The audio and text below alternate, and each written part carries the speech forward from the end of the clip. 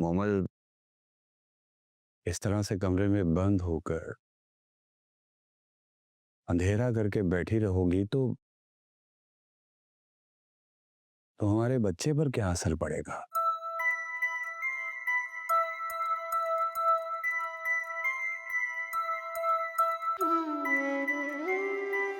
मैं पहले ही बहुत परेशान हूं। तुम्हारी ये खामोशी देखता हूं तो मुझे अपनी गलती का एहसास होता है।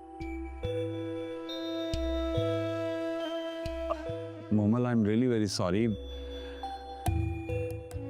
बस कुछ टाइम और लगेगा,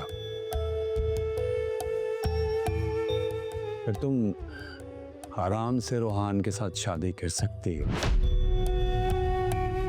मैं तुम्हें आजाद कर दूंगा। मोमल, मुझे कुछ तो बताओ। मैं मुजरिम हूं तुम्हारा।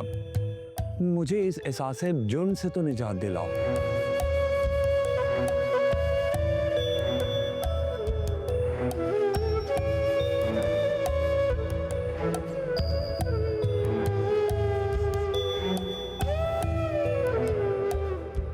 क्या बताऊं मैं आपको इब्राहिम।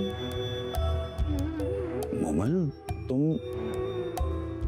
तुम मुझसे बात कर सकती हो। अपने दिल की बात करो मेरे साथ।